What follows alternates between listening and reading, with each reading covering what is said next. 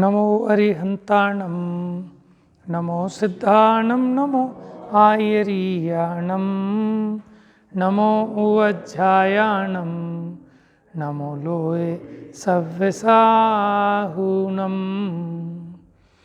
एष सुरासुरमणुसिन् वन्दिदं धोदघायिकं ममलं प्रणमामि वड्डमाणं तित्थं धम्मस्य कर्तारम्।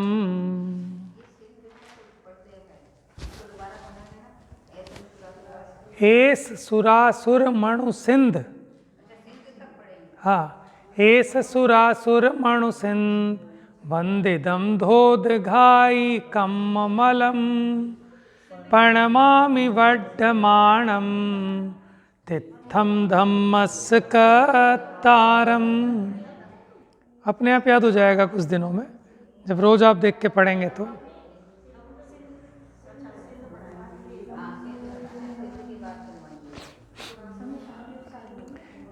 प्रवचन सारजी ग्रंथादिराज,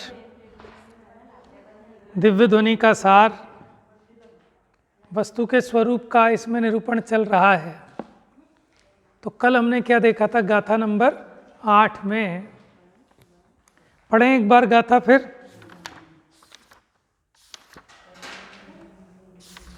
अब तो आप निकाल लेंगे फटाफट अपने आप गाथा नंबर 8, पेज वेज बताने की जरूरत नहीं है, मेरे साथ ही पढ़ेंगे। परिणम द्विजेण दव्वम तत्कालं तन्मयं तिपन्नतं तं हा धम परिणदो आदा धम्मो मुणे यवो। ये जो दूसरी लाइन थी ना, तम हा धम्म, तो यहाँ थोड़ा आपको ज़्यादा टाइम लगाना पड़ेगा, क्योंकि 1.5 माह है, आधा माह फिर पूरा माह।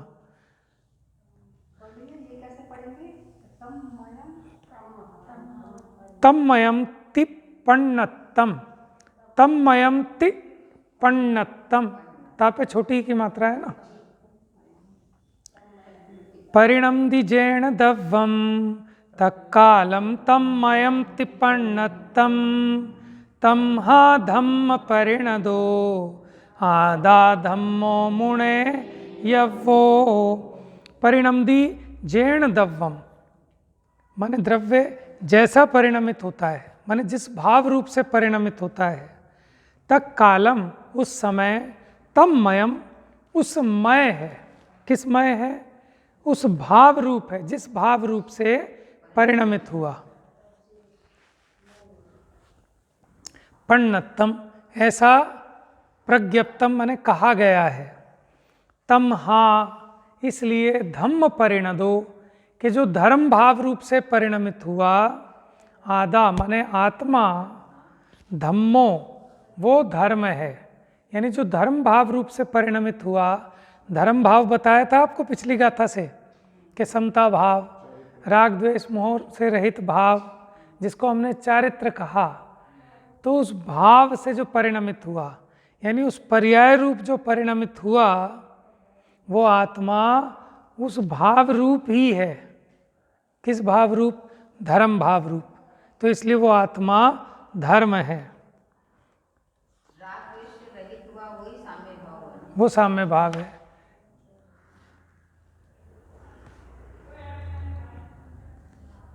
उदाहरण दिया था लोहे के गोले का, कि जिस समय लोहे का गोला उष्णता भाव को प्राप्त हुआ, उस समय वह लोहे का गोला उस मय होने से वो स्वयं ही उष्ण है, अथवा ऐसा कह लो कि वो आग है। उसे हाथ छुओगे तो ऐसे ही जल जाओगे जैसे आग है। नहाने का पानी है ना, वो भी कोई तेज गरम कर दे, ओके भैया क्या किया, ये तो आग है, जलाओगे क्या? समझ में आया ना? तो कहने का मतलब क्या है? जो द्रव्य जिस समय जिस भाव रूप से परिणमित हुआ, उस समय वह उस मय है।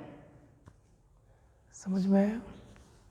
हम अब ये जो कहते हैं कि वो तो पर्याय हुई है, मैं नहीं हुआ, ऐसा उसकी अपेक्षा अलग है। कल समझाई थी, पलटने की और नहीं पलटने की अपेक्षा भी समझाई थी।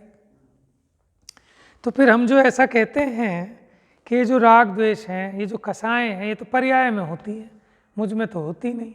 लेकिन यहाँ तो कह रहे हैं कि जो जिस समय जिस भाव रूप से परिणमित होता है, माने जो पर्याय हुई उस समय द्रव्य उस रूप है। सिंपल सी बात, दो टूक समझो तो, कि जिस समय जो पर्याय हुई उस समय द्रव्य उस रूप ही है, क्योंकि द्रव्य और पर्याय में व्याप्य व्यापक संबंध है। द्रव्य है व्यापक और पर्याय है व्याप्य। ठीक है। अब प्रश्न ये खड़ा होगा, तो इसका मतलब क्या, जिस समय पर्याय में राग हुए क्या उस समय द्रव्य राग है? माने वो द्रव्य भी राग रूप हो गया कि और क्या?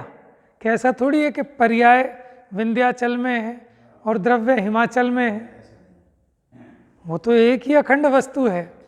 तो फिर ऐसा क्यों कहते हैं अध्यात्म में कि वो जो हुआ है, माने राग रूप होने पर भी मैं राग रूप नहीं हुआ?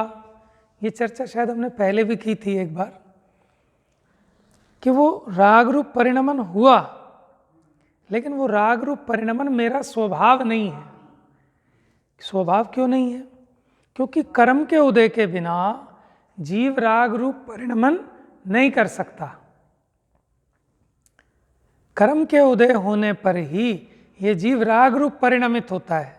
लेकिन इसका मतलब ये नहीं कि कर्म ने जबरदस्ती परिणमाया हो, ऐसा भी नहीं है।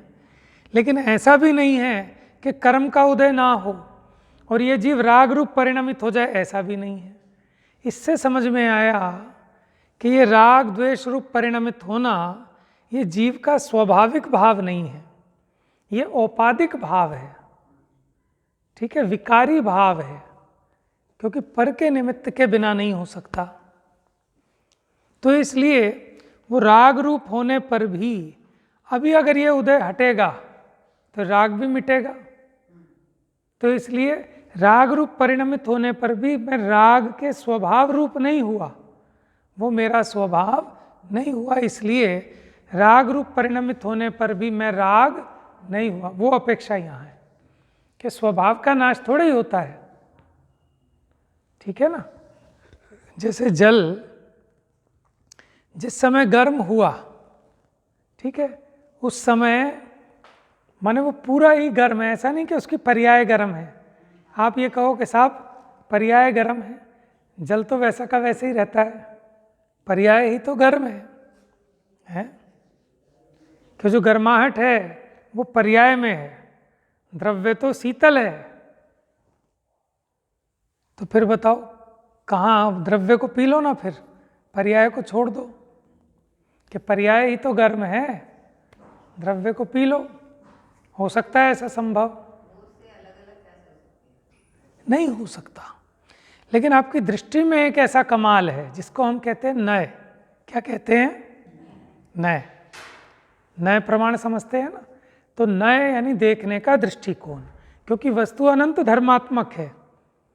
जो वस्तु उष्ण है वही वस्तु शीतल भी है, अपेक्षा अलग अलग है। पर्याय आर्थिक नय से उष्ण है और द्रव्यार्थिक नय से शीतल है। इसका मतलब ये नहीं है कि ऊपर ऊपर से गर्म है भीतर में से शीतल है, ऐसा नहीं। उसका अर्थ क्या है कि अभी वर्तमान पर्याय में ये पूरा जल, ये पूरा द्रव्य अशुद्ध है, यह है पर्याय आर्थिक नय का विषय।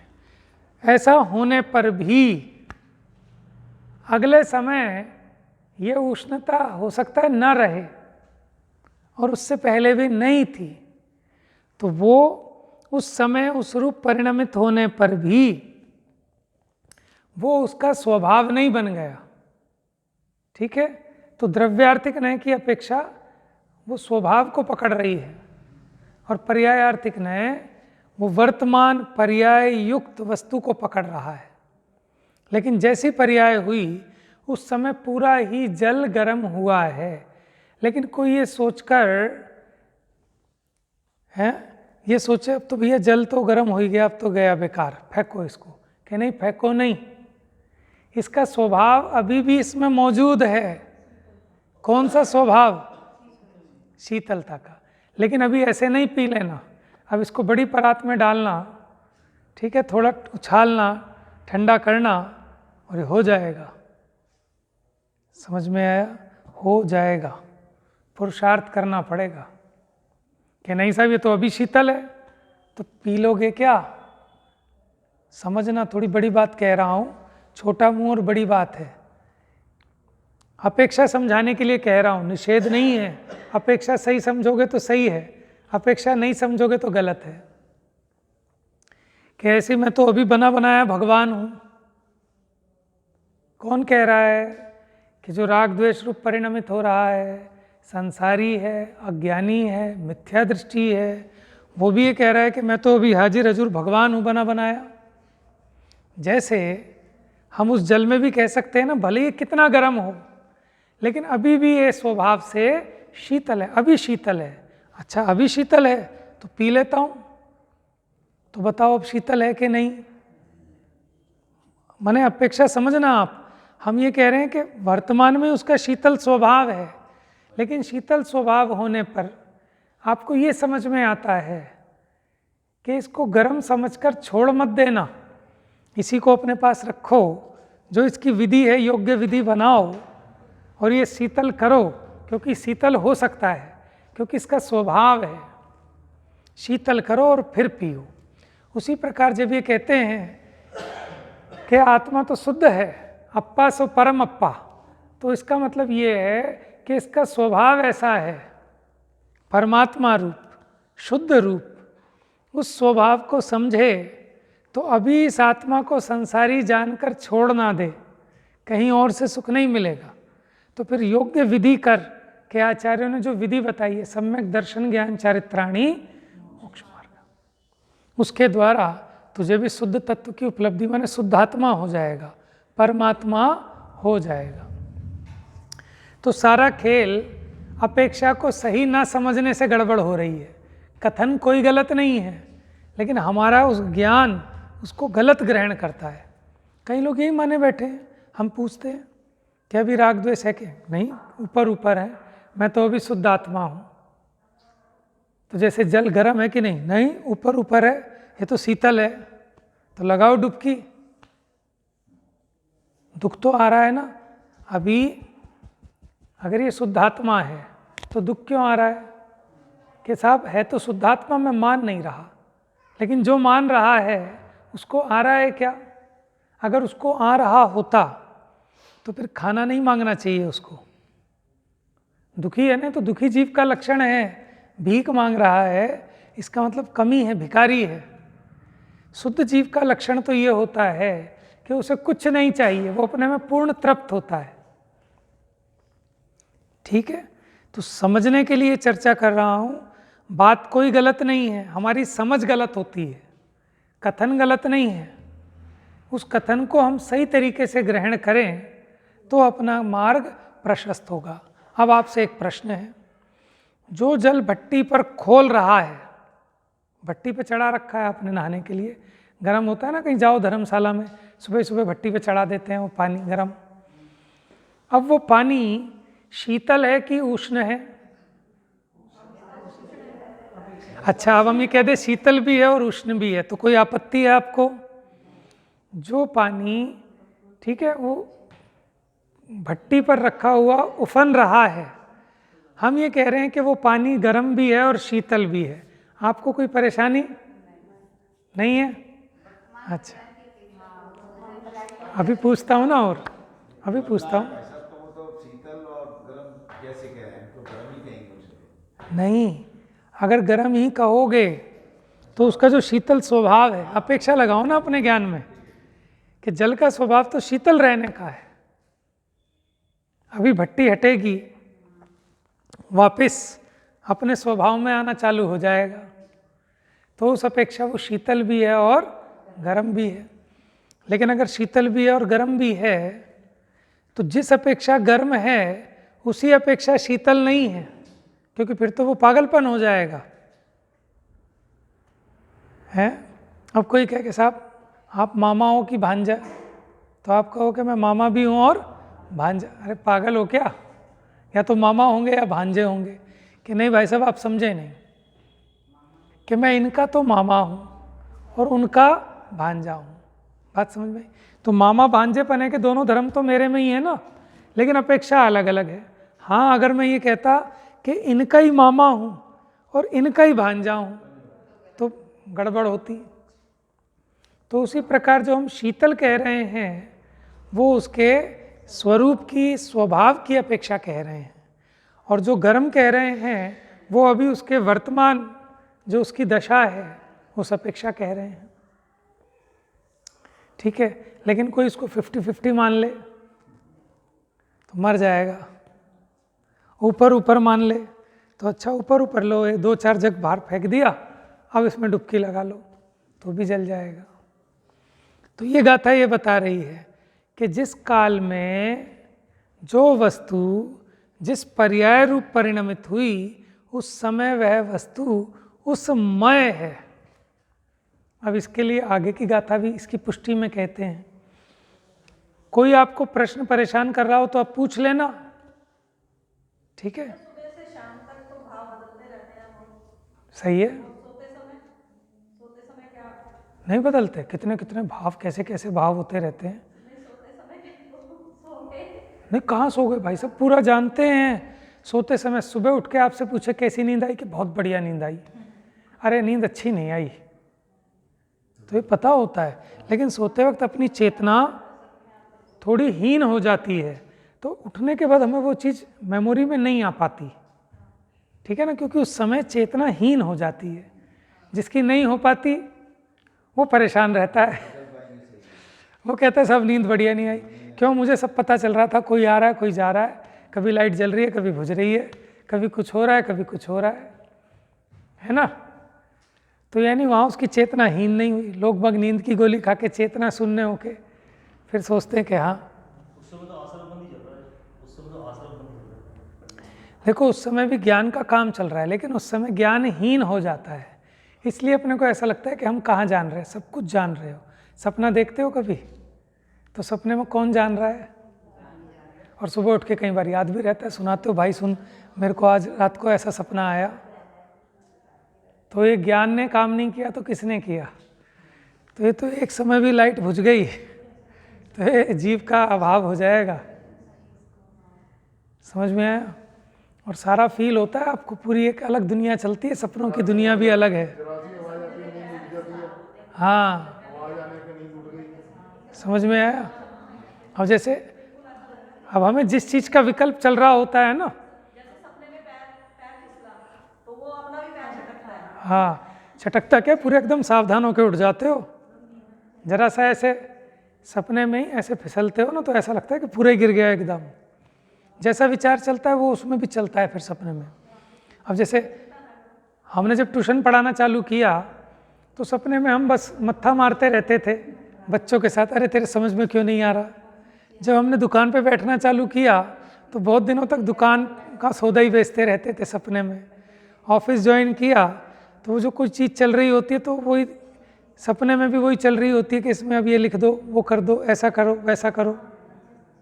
तो यानी जानने का सारा काम चल रहा है, ठीक है, लेकिन चेतना थोड़ी हीन होती है, इसलिए अपने को सारी चीज़ें याद नहीं रहती। हाँ जी, अब अगली गाथा देखते हैं। अब यहाँ जो अगली गाथा चालू होगी 9 नंबर की गाथा, उसके ऊपर देखो, प्राकृत की गाथा के ऊपर लिखा है संस्कृत में, अथ जीवस्य शुभाशुभ शुद्धत्वम निश्चनोति। अब यहाँ जीव का शुद्ध, शुभ, अशुभ और शुद्धत्व निश्चित करते हैं कि जीव ही शुभ है, जीव ही अशुभ है और जीव ही शुद्ध है। आप कहोगे साहब ये तो पर्याय होती है, शुभ भाव रूप तो पर्याय हुई, अशुभ भाव रूप तो पर्याय हुई, जीव कहाँ हुआ? तो ध्यान से पढ़ने और समझने की जरूरत है। अभी पिछले वाली गाथा में सिद्धांत बताया था और उसके उत्तरार्ध में उदाहरण भी बताया था कि धर्म भाव से परिणमित आत्मा धर्म है। अब यहाँ कहते हैं शुभ भाव से परिणमित आत्मा शुभ है, अशुभ भाव से परिणमित आत्मा अशुभ है और शुद्ध भाव से परिणमित आत्मा शुद्ध है। क्यों? क्योंकि द्रव्य और पर्याय अलग अलग नहीं है।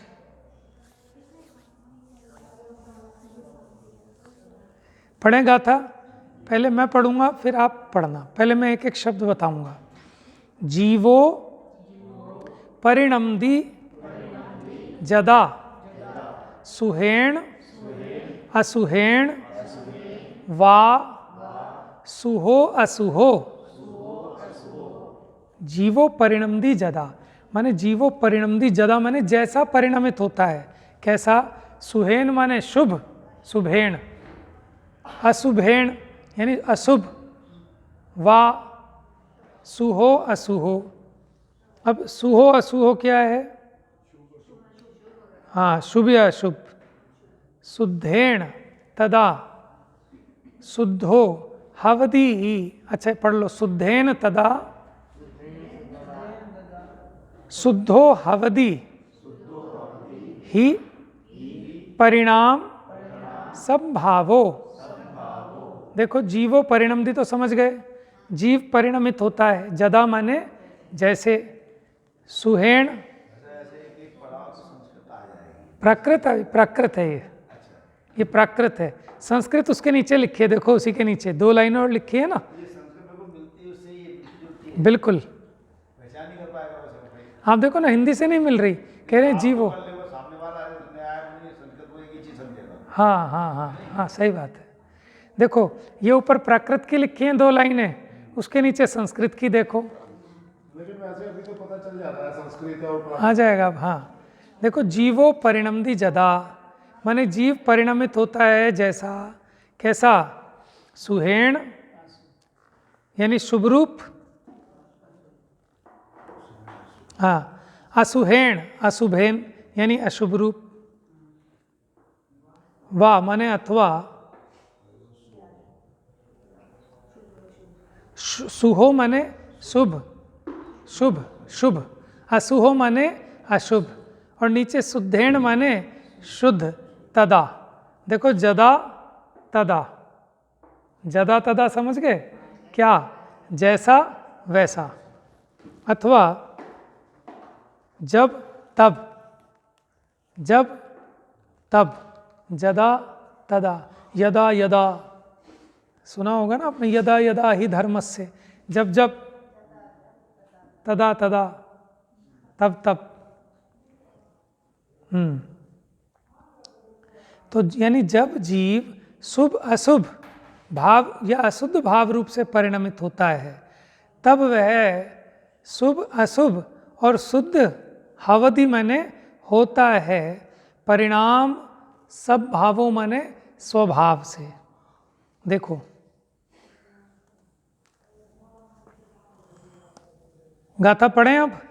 जीवो परिणमति जदा सुहेण असुहेण वा सुहो असुहो। शुद्धेण तदा शुद्धो हवदि परिणाम सभावो। क्यों होता है ऐसा? क्योंकि वो परिणाम स्वभावी है। कौन? जीव, द्रव्य। कैसा है? परिणाम स्वभावी है। परिणाम स्वभावी है मैंने परिणाम उसका स्वभाव है। ये कैसी बात हो रही है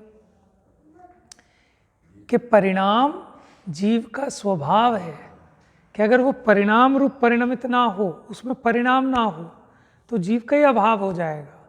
जीव क्या, सभी द्रव्य परिणाम स्वभाव वाले हैं, परिणमते हैं। देखो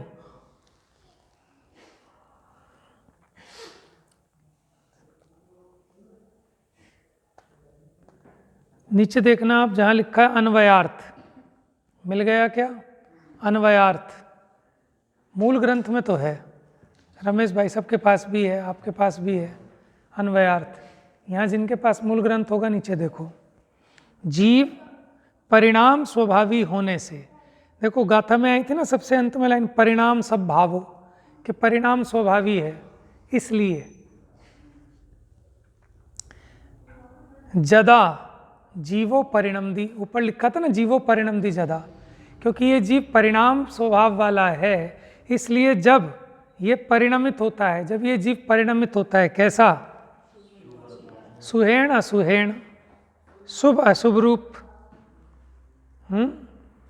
जब शुभ या अशुभ भाव रूप परिणमन करता है, फिर सुह असुह को बाद में जोड़ेंगे, क्योंकि गाथा में देखो क्या दिक्कत होती है, जब हमें कोई छंद लिखना है ना तो उसमें आगे पीछे लिखना पड़ता है, फिर उसका अर्थ अलग तरीके से निकालना पड़ता है छंदानुरोध से, मात्राएं वगैरह फिट करने के लिए। जैसे यहाँ सुह असुह तो ऊपर की लाइन में दे दिया और फिर तदा नीचे दिया है, जबकि अर्थ कैसा होगा, देखो अर्थ के हिसाब से इसका अन्वयार्थ करता हूँ, कैसे होगा, जीवो परिणाम सब भावो, क्योंकि जीव परिणाम स्वभाव वाला है, ठीक है ना, जदा परिणमदी सुहेण असुहेण, कि जब वो परिणमित होता है शुभ और अशुभ रूप, तदा सुहो असुहो शुद्धेण हवदी, तो उस समय वो भी शुभ अशुभ और शुद्ध रूप होता है। अन्वयार्थ तो ऐसे निकलेगा आगे पीछे से, ठीक है ना, छंद में तो आगे पीछे लिख देते हैं छंदानुरोध से। तो देखो अब सामान्य अर्थ देख लो, इसमें 3 बातें बताई हैं कि जीव परिणाम स्वभावी है, इसीलिए तो परिणमित होता है, इसीलिए इसमें परिणाम उत्पन्न होता है, और जो परिणाम उत्पन्न हुआ उस समय जीव उस परिणाम से तन्मय है, उस परिणाममय है, इसलिए अगर शुभ परिणाम हुआ तो जीव शुभ, अशुभ परिणाम हुआ तो जीव, और शुद्ध परिणाम हुआ तो जीव। ये उदाहरण दे दिया आपको किस सिद्धांत का, कि द्रव्य और पर्याय अलग अलग नहीं होते, जिस पर्याय रूप द्रव्य परिणमित हुआ उस समय वह उस मय है, तो शुभ पर्याय रूप परिणमित आत्मा शुभ है, अशुभ पर्याय रूप परिणमित आत्मा और शुद्ध पर्याय रूप परिणमित आत्मा। समझ में आया? तभी तो दुखी हो रहा है, नहीं तो पर्याय दुखी होती, मैं काहे को दुखी हूं। समझ रहे हो आप? जब राग द्वेष पर्याय में हुआ तो पर्याय ही दुखी होगी, आत्मा थोड़ी ना होगा दुखी। तो फिर ये आत्मा कोई और है क्या कि पर्याय दुखी हो रही है लेकिन मैं दुखी नहीं हो रहा? थोड़ा सोचना इस बात को। माने आपको जितना आप सोचेंगे, जितना विचार करेंगे और जितना आपको वो विरोधी कथन सुनने में आएंगे ना, तभी आपके अंदर प्रश्न खड़े होंगे। जैसे आपने कल पूछा था, मुझे बहुत अच्छा लगा था परसों, कि इसमें तो यहाँ जिनेंद्र लिखा ही नहीं, आप कहाँ से कह रहे हो। तो ऐसे हम पूछना चालू करें, जागें। समझ में आया ना? आप माने आप पूछो, मेरे से ही नहीं, सबसे पूछो। कोई कहता है कि आत्मा शुद्ध है, तो आप पूछो भैया वहाँ तो ऐसा लिखा कि अशुद्ध है। और मैं कह रहा हूँ कि अशुद्ध है, तो आप मेरे से पूछो कि वहाँ तो ऐसा लिखा कि शुद्ध है। कि आप कैसे कहते हो, तो क्या वहाँ गलत लिखा है? नहीं तो फिर आप गलत कह रहे हो, नहीं तो फिर अपेक्षा समझाओ, तो आपका काम बनेगा। ठीक है? क्योंकि बाबा वाक्य प्रमाणम से काम होने वाला, ठीक है, जी महाराज से काम नहीं बनने वाला। यहाँ तो आपको जाग कर समझना पड़ेगा, क्योंकि आपको अपना काम करना है इस विधि को समझकर। खाली बस सुना और काम हो गया, ऐसा नहीं है। इसलिए नहीं समझ में आए तो पूछना। अच्छा, डॉक्टर ने कुछ बताया आपको कि ऐसे ऐसे करना और ऐसे करना, समझ में आए ना आए बस सुन के चले आते हो कि अच्छे से समझते हो? क्योंकि घर जाके करना है, कौन सी दवाई लेनी है, कब गर्म पानी की भाप लेनी है, नाक से लेनी है कि मुंह से लेनी है, ठीक है, कौन सा कैप्सूल डाल के लेनी है।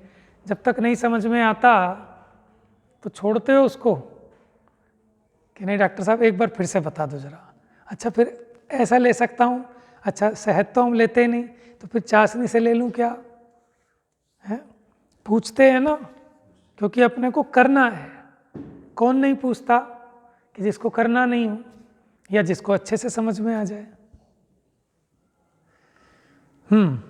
तो जीव परिणाम स्वभावी होने से, पहला पॉइंट है, परिणमन करना ये जीव का दोष है। दोष है क्या? स्वभाव है।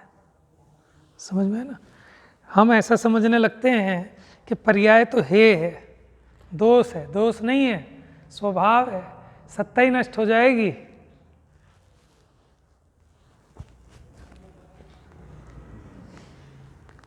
तो देखो इसलिए ना आप पचाना, गुरुदेव कहते थे तो कच्चा पारा है भाई। जब समय सार पे प्रवचन किए उन्होंने, वहीं उस प्रवचन में एक में आया कि ये तो कच्चा पारा है, पच जाए तो अमर हो जाएगा और नहीं पचे तो कोड़ बन के फूट फूट के निकलेगा। समझ में आया? तो अध्यात्म में बड़ी सावधानी रखने की जरूरत होती है कि किस अपेक्षा कथन किया है। देखिए, आपको आपके सामने ग्रंथ है सबके, और हम एक एक गाथा से कोशिश कर रहे हैं कि अर्थ हम मैच करते चलें कि यही अर्थ निकल रहा है ना, कोई और अर्थ तो नहीं निकल रहा। आपको लगे तो आप पूछना, ठीक है? तो इससे क्या होता है, इससे निशंकता आती है। हमने ज्ञान तो प्राप्त किया, लेकिन होता क्या है कि हम निशंक नहीं हो पाते। कोई व्यक्ति कुछ कहता है, हम फिर कंफ्यूज हो जाते हैं, ठीक है, पता नहीं ऐसा है कि वैसे, संशय बना रहता है। तो ऐसा ज्ञान किसी काम का नहीं है जिसमें संशय है। ज्ञान कैसा होना चाहिए? निशंक। वो आपका कारण बनेगा सम्यक दर्शन में, मोह को गलाने में। इसलिए निशंकता के लिए आपको गहराई से इसका निर्णय करना चाहिए कि वस्तु का स्वरूप कैसा है। तो जितना विचार करेंगे उतनी स्पष्टता बनेगी कि आत्मा कैसा है। जीव परिणाम स्वभावी होने से पहली बात, परिणमन करना ये दोष नहीं है, ये गुण है, उसका स्वभाव है। कल बताया था ना, इसीलिए तो उसे द्रव्य कहते हैं। जब शुभ या अशुभ भाव रूप परिणमन करता है, कौन परिणमन करता है? पहली गाथा में भी आपको दिखाया था, द्रव्य परिणमित होता है। वहाँ नहीं तो आचार्य देवी लिख देते कि जब द्रव्य की पर्याय परिणमित होती है। हाँ, जीव परिणाम स्वभावी होने से, जीव क्या, वैसे तो सभी द्रव्य परिणाम स्वभावी हैं, लेकिन जीव पे घटित करके दिखा रहे हैं क्योंकि जीव को समझाना है, जीव ही समझाना है कि जब शुभ या अशुभ भाव रूप परिणमन करता है तब शुभ या अशुभ होता है, और जब शुद्ध भाव रूप परिणमित होता है तब शुद्ध होता है। होता है कि है? जीव शुद्ध है कि होता है? निशंकता आनी चाहिए आपके ज्ञान में। हाँ, वेरी गुड। जैसे मैंने पूछा था, वो भट्टी पे रखा हुआ जल गर्म है कि शीतल है? आपको कोई परेशानी नहीं थी कि आप कुछ भी कहो, दोनों कहो तो भी कोई परेशानी नहीं। तो ऐसे ही क्या पूछा आपसे मैंने?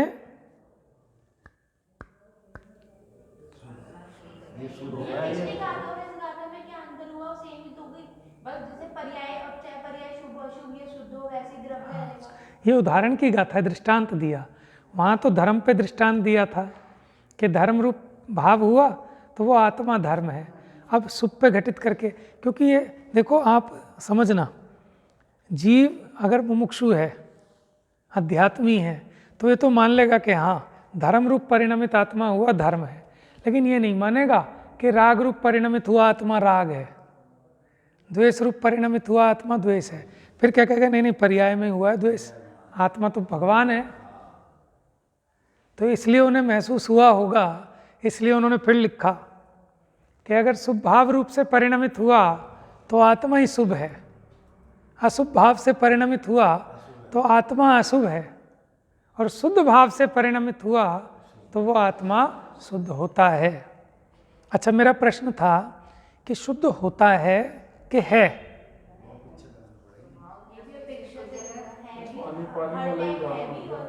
अब समझना है, पहले होता है ये आप समझ लो अच्छे से कि कब होता है कि जब उस भाव रूप से परिणमित हो।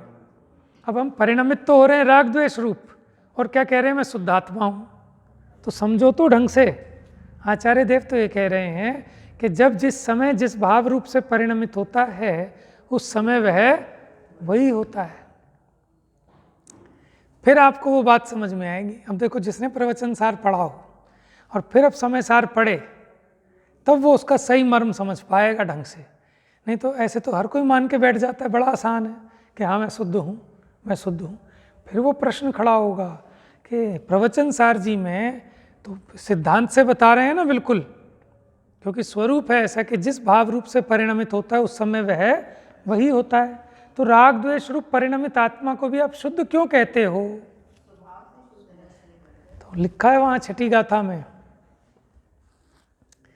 कि शुभाशुभ भाव रूप परिणमित होते हुए भी शुभाशुभ भाव के स्वभाव रूप परिणमित ना होने से, समझ में आया, प्रमत्त भी नहीं है और अप्रमत्त भी नहीं है। फिर आगे लिखा अन्य अत्यंत पर द्रव्यों से भिन्न होने से शुद्ध कहा है। किस लिए शुद्ध कहा है? कि अत्यंत जो पर द्रव्य हैं उनसे भिन्न है, इसलिए शुद्ध कहा है। वो छठी गाथा देखना,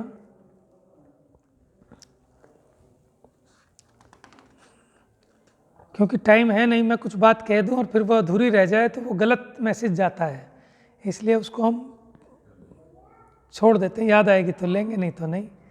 अब ये देखो, ये समझ में आ गया कि जब शुद्ध भाव रूप परिणमित होता है तब शुद्ध होता है। तो द्रव्य कब शुद्ध है? कि जिस समय वो शुद्ध भाव रूप परिणमित हो। अच्छा, अभी हम हो तो रहे हैं राग द्वेष रूप परिणमित, और ये कहें कि हम शुद्ध हैं, तो ये अपेक्षा गलत है। फिर शुद्ध कैसे कहते हो? कि उसकी एक अपेक्षा ये है कि इसका स्वभाव शुद्ध होने योग्य है। टोडरमल जी ने लिखा ना निश्चयवासी के प्रकरण में कि तू वर्तमान में अपने को शुद्ध क्यों मानता है? शुद्ध होने योग्य हूं ऐसा मान। एक अपेक्षा तो ये है। दूसरी अपेक्षा, शुद्ध किसे कहते हैं? कि पर से भिन्न और अपने से अभिन्न, इसका नाम शुद्धता है। कि मैं परद्रव्य रूप नहीं होता इसलिए शुद्ध है। जीव जीव ही रहता है, ये शुद्ध की अपेक्षा है। वो द्रव्यार्थिक नय की अपेक्षा है, ये पर्यायार्थिक नय की अपेक्षा है। समझ में आया? यही थोड़ा अंतर है। जब शुद्ध भाव रूप परिणमित होता है तब शुद्ध होता है। अब इसकी टीका बहुत अच्छी टीका है, बहुत बढ़िया गजब के उदाहरण से समझाया है। माने उदाहरण ऐसे हैं कि अरूपी आत्मा को रूपी उदाहरण से समझाया, लेकिन फिर भी आपको समझ में आ जाएगा बिल्कुल। तो ऐसे उदाहरण गजब के ऐसे ही होते हैं, और उदाहरण ऐसे ही देने चाहिए जो आचार्यों ने दिए हैं ग्रंथों में। हमें आसान बनाने के चक्कर में ज़्यादा अपने उदाहरण जोड़ते हैं ना, तो वो गड़बड़ हो जाती है। ठीक है जी, शेष चर्चा कल करेंगे। जा वाणी के ज्ञान से सूझे लोकालोक,